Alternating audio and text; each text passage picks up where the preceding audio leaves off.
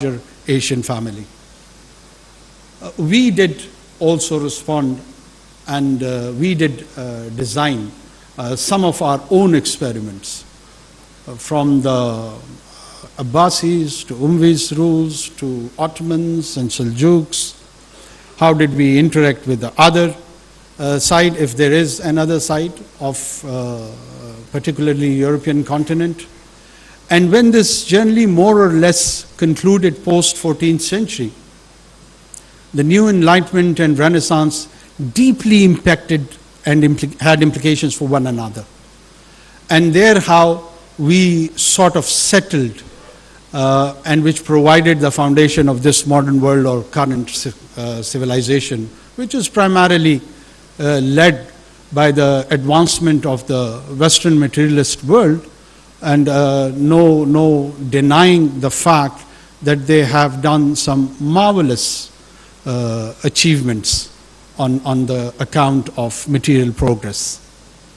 But at the same time, all these progresses have generated multiple or many conflicts around the world, around the globe, which in my opinion primarily is related to its question of identity, but that identity is in a subtle way shaped up and translated more in economic and political terms and the governance structure, and that masquerading and designing of a new governance arrangement has given birth to new challenges. And those challenges are enunciated into the agreed narrative of the global communication framework. You hear about non-state actors, state actors, as if they are all gospel truth and have divine sanctions behind such narrative. But they are the settled communicating tools for the current day and time. When we reach post-Second World War, when the decolonization almost finalized, other than few more years post-Second World War, early 60s was almost done with the decolonization. A new interaction and engagement between these nation states, which had its roots in their respective empires, and those empires converged and morphed into these nation states. They gave shape recently to the Cold War, and then post 1990 on the collapse of Soviet Union and the socialist system. It was cleverly linked with the triumph of democracy and the triumph of capitalism, and an era of unilateralism led by United States along with the rest of the Western Hemisphere, almost 2 decades. By the advent of millennium, I think so the realization of more of multilateralism grew, and that multilateralism and people started talking about, as we saw a new resurgent Russia, the rise of China, coming of India as a major economic power, forums later on like BRICS. So they all generated this new conversation and referral points about the multilateralism. Where do we fit in? Where do we fit in all of this saga? I think so we are a mid-sized country which has its own challenges deep-rooted in our history, in our own question of identity. Pakistan was craved out from a larger South Asian family on the basis of its identity as a faith-based group. A lot of time they craved out a new country for themselves. There were themes where people were for the creation of Pakistan amongst the Muslim, and there were people who were not that much for the creation of Pakistan amongst the Muslims. The people associated with the Congress or Ulama Deoband and so on and so forth. But then you see the intellectual, I would call him an emblem for a light for the people of South Asia in the form of Iqbal, Dr. Iqbal, along with the practical leadership of Qaeda-e-Azam Muhammad Ali Jinnah, who did advocate, and not just advocated, they made it realize and turned into a tangible reality, and we got this great country of Pakistan. Post creation, 70 years, we have some internal challenges which has cracked our national unity. Prior to 1970, we saw the bifurcation of this country into two major components, and later on the western part, which is today's Pakistan, did rise again to the occasion and has transformed itself into a viable economy, a viable state which has its own defense capabilities, not just capable security apparatus, but it transformed itself where the external aggression has almost gone to minimum due to our own strategic weapons and rest of the achievements which we did in the coming years. Pakistan's economic progress is one of an area which is still, I think so, needs more attention, and it needs where it could be realized according to its potential. A country of 250 million people almost, with a huge population under 30, almost 65%.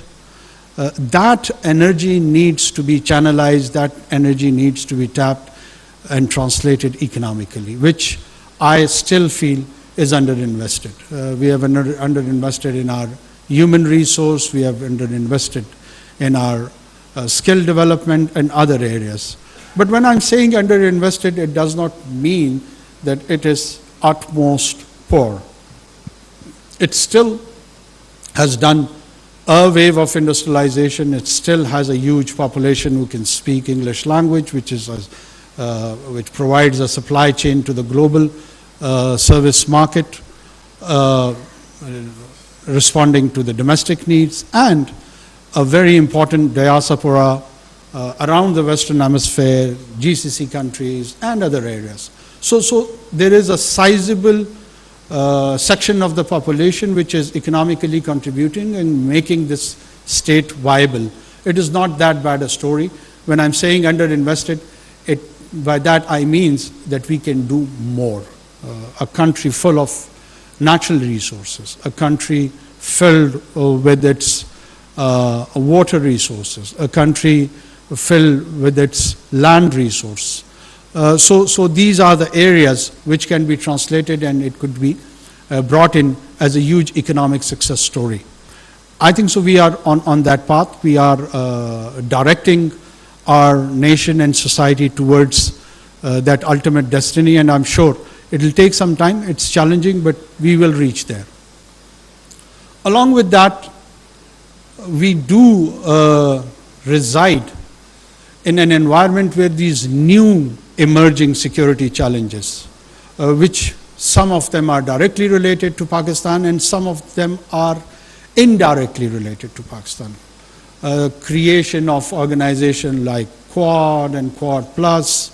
The prime target probably of Indo-Pacific strategy is not Pakistan in itself, but the rising China, or the so-called containment of China, and Pakistan being viewed as a strategic ally with that has its own implications for us. It does have challenges for us, and it has opportunities for our arch rival on the eastern side, India.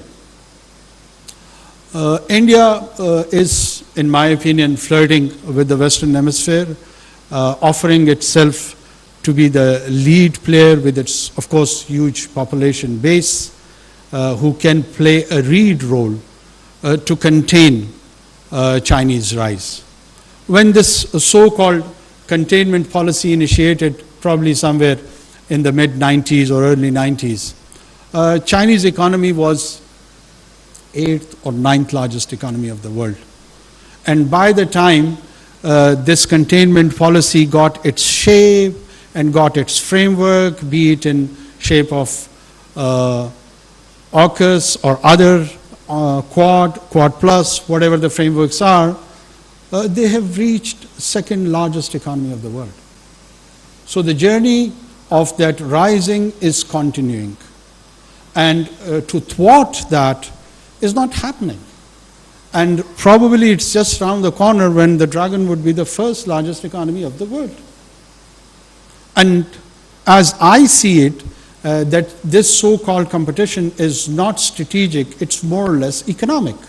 And if it is pure in nature and economic competition, then that competition is being turned into a triumph or on a winnable option by the other side.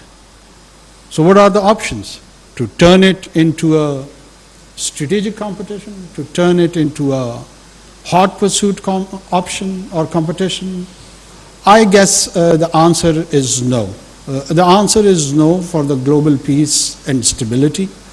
And there is no incentive in this conflict for the countries like ourselves. Pakistan do not incentivize conflict. On the other hand, we feel that in region, the players like India, they do incentivize this conflict, and they want to encourage the conflict because that's where they would benefit from attracting the technological transfer, the investment part, and other engagement with the Western Hemisphere. If there is no strategic competition between these two great powers in terms of United States and China, why there would be a preferential treatment with Indian Union? People would quote that they have got huge population anyway. Well, Africans have a huge population as well. There is around 1.4 billion people residing on African continent. So it's not just India which has this potential of demographic advantage. There are other regions and areas. We in ECO region, we are around 500 million people too. And the era is of connectivity, the talk is of corridors and bringing all the regions together. American continent on its own has got a huge potential and demography as well, from Latin to South America, from South to the rest of the American continent, North America. So they have got a region of their own. Until and unless we do not see that the kind of challenges which are emerging and offering itself to the current, if we take the framework of nation states, that these are the challenges which cannot be taken on their own either by one single power or even group of power. Let's say climate change. Can climate change be tackled or addressed on its own by United States of America, or by European Union, or by India in itself, or by China, or by the rest of the Asian countries, or by South Americans? Of course not. Climate change is becoming an existential threat, even sometime more than the military challenge. I mean, we have recently experienced this in the floods of Pakistan last year, that it brings more devastation than some small conflicts, or even people or scientists are anticipating they can bring more devastation than major conflicts. So what do? How do you respond to these challenges of climate change? Then there are economies which are contributing to their domestic economies on the basis or on the areas which are responsible for bringing this climate change disaster. How do you morph those economies where the mitigation can be addressed, and at the same time this transformation of those economies is morphed into green economies? So the answer remains that there has to be some global coordination and cooperation on this account, at least.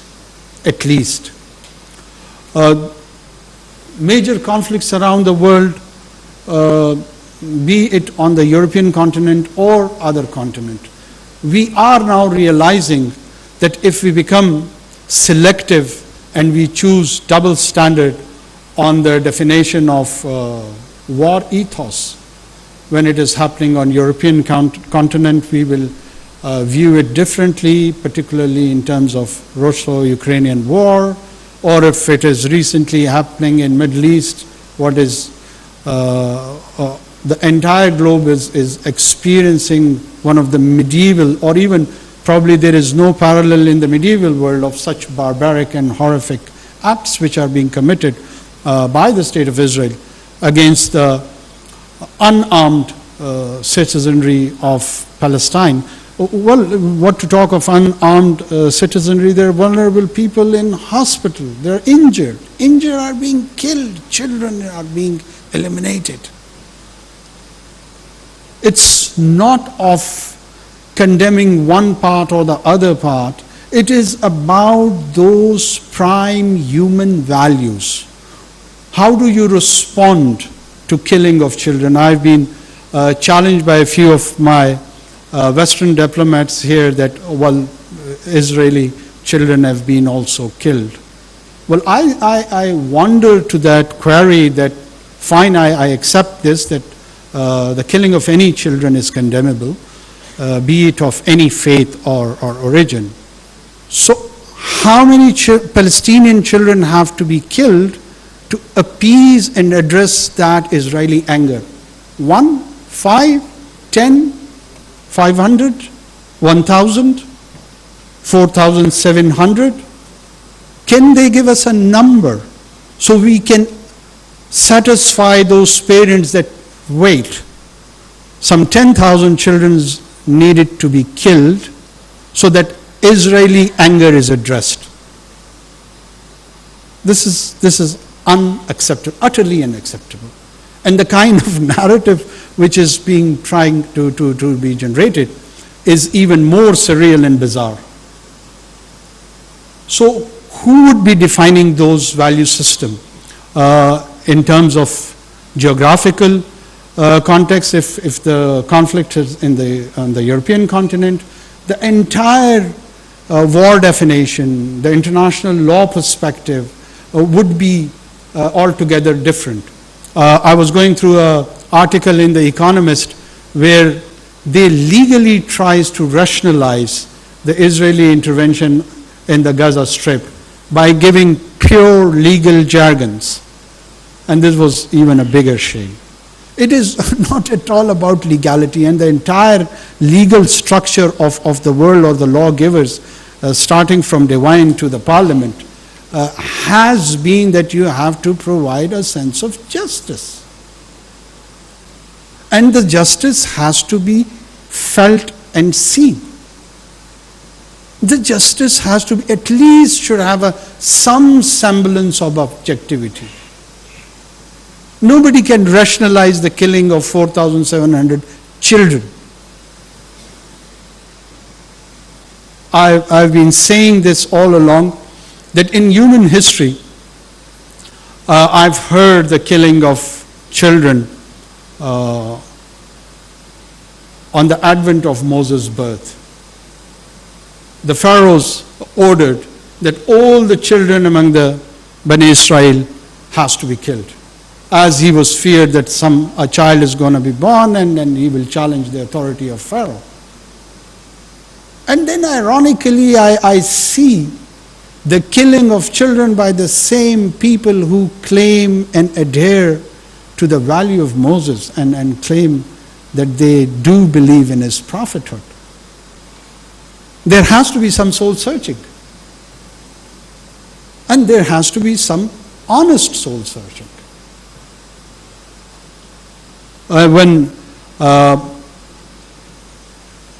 we've been asked or we've been suggested to condemn a group, well, the more or less reason that there should be a Palestinian state, they should be primarily responsible to take on any challenges if it is coming from a Palestinian population.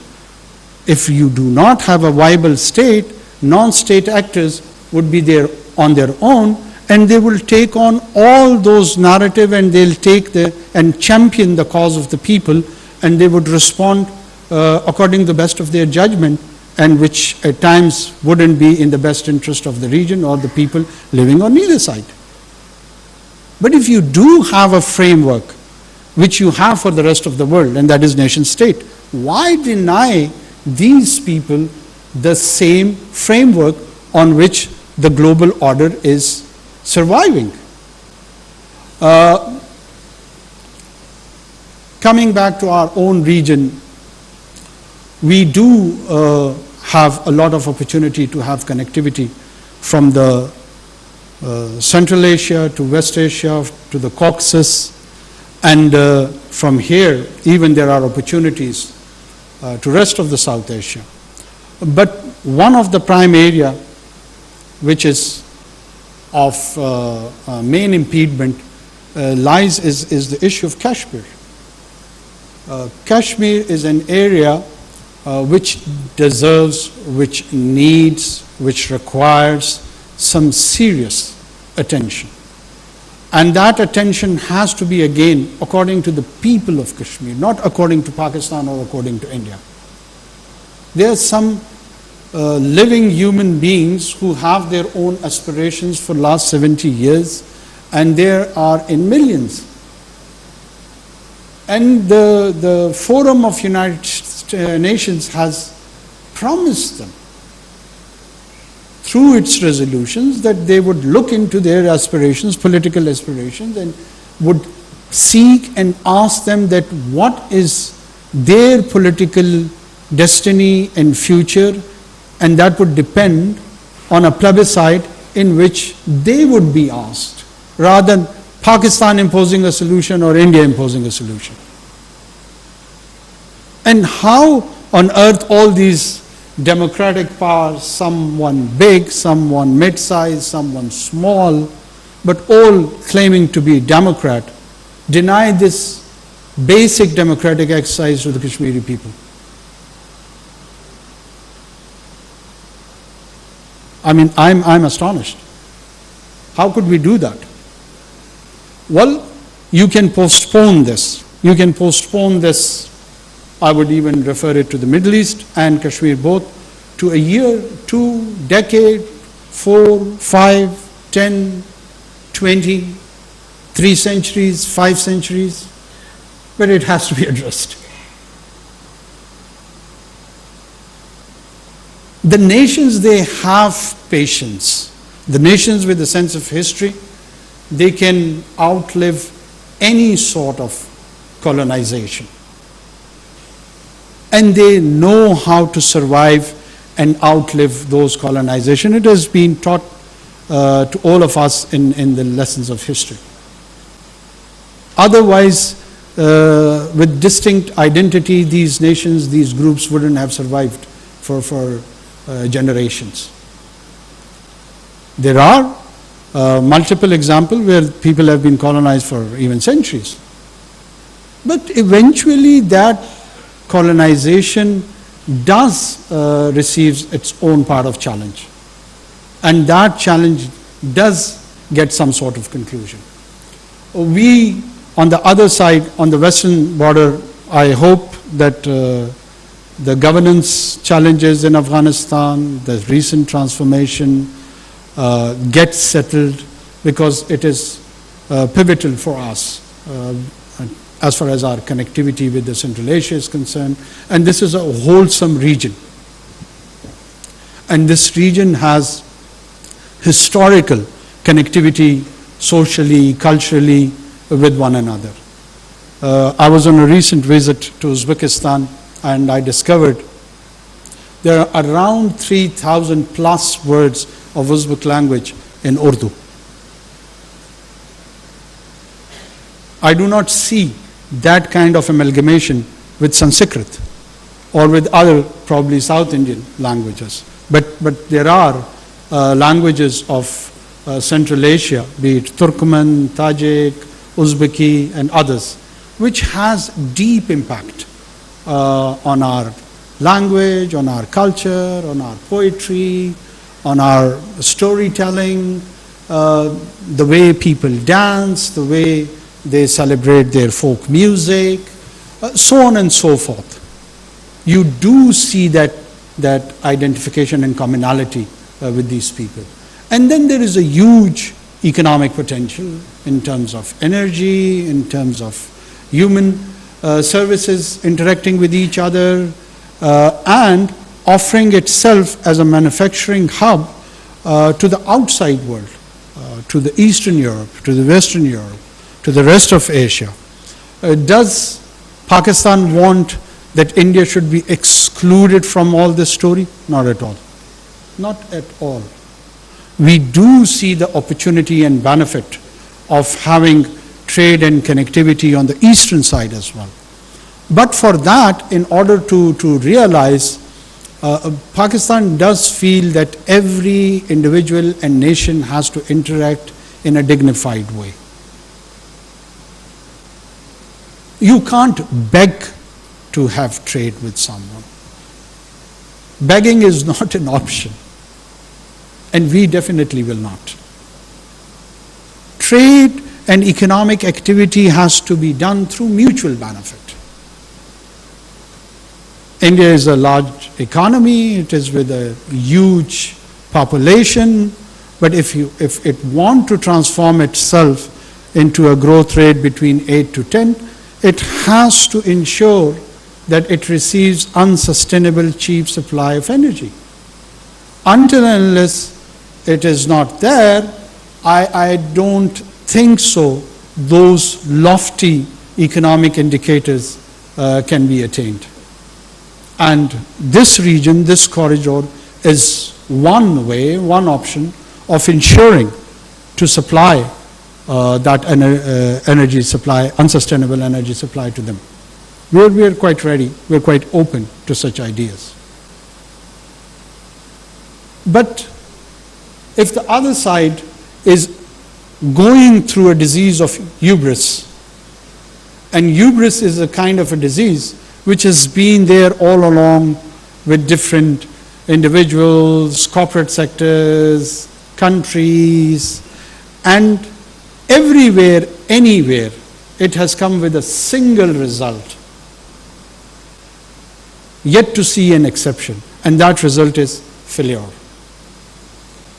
No might, doesn't matter how big you are in size, how mighty you are in militarily or economically, if you are experiencing hubris, the certain recipe is disaster.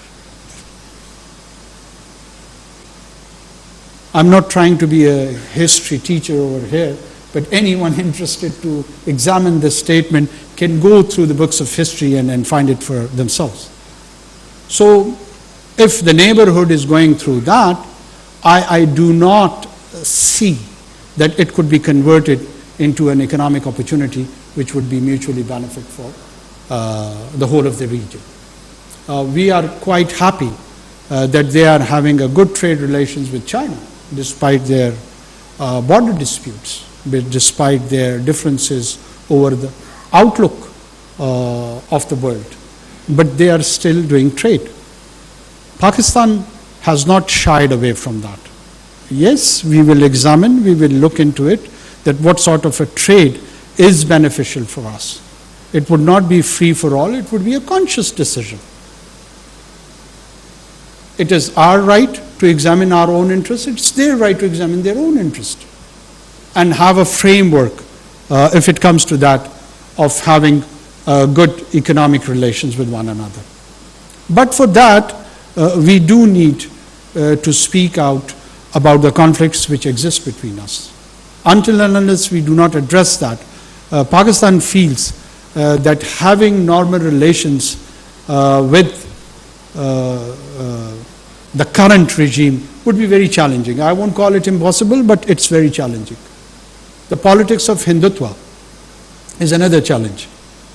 people are very much interested in the radical views of Al-Qaeda and Daesh and other Islamic radical entities.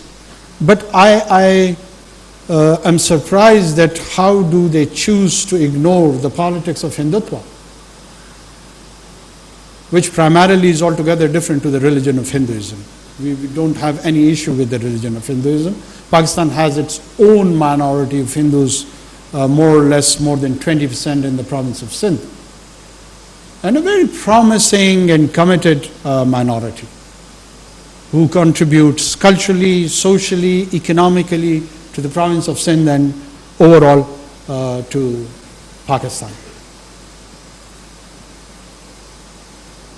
Hindu amongst the Sikhs are one of the most beautiful, along with Christians, are a minority which cherishes its security, prosperity, and shares a common destiny with the rest of Pakistanis.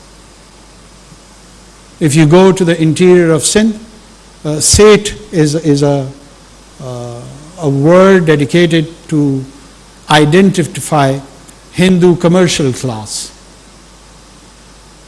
And they are socially well entrenched, they are politically well entrenched, they are economically well entrenched. So we don't have any issue with the religion of Hinduism. It's the idea of Hindutva which pronounces itself and targets specially and specifically two major monotheist religions, and that is Islam and Christianity. And according to them, a few centuries back, some outsiders came and they converted the indigenous population to the following of Islam and Christianity, and they have to be reverted back if they have got any right to exist as a citizenry. And they have legislated for that account by the name of Ghar Wapsi movement.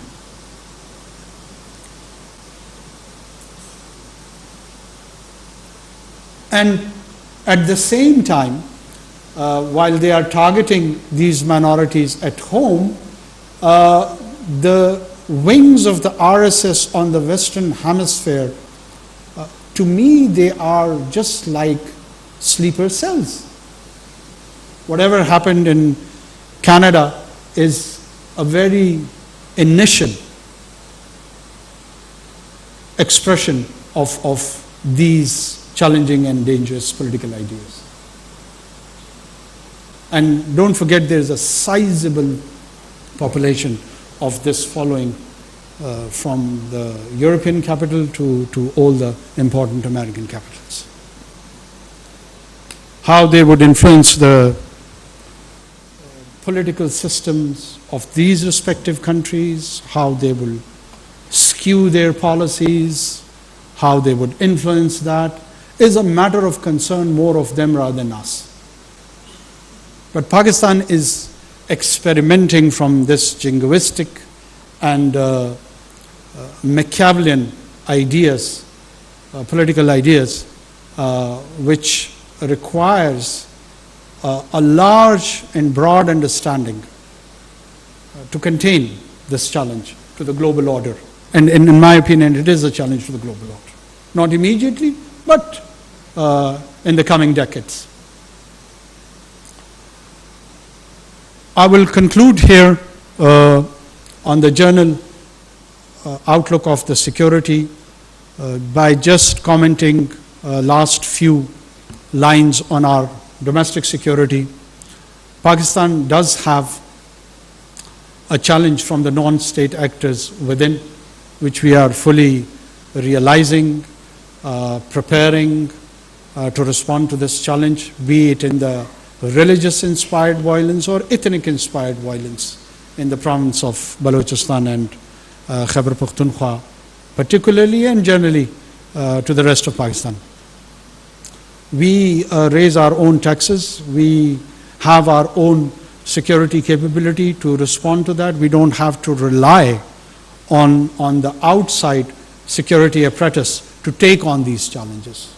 We don't need any tangible and practical support from the outside world Well, the coordination and the cooperation on different multilateral forums, I'm not denying that, but in terms of, I'm referring more of a failed or a dysfunctional state, which does require a security apparatus from the outside to take on such challenges. Thank God that is not the case in Pakistan. Pakistan is very much confident, self-reliant, who can take on these challenges. Yes, we have political dissents on these views.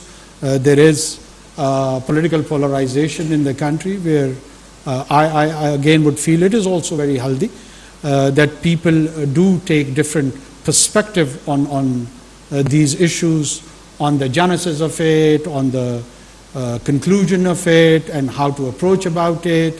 But at the end of the day, the state apparatus is very much in place. No matter who runs the government, he or she can rely on the same apparatus who can take on all these challenges, which is a good news.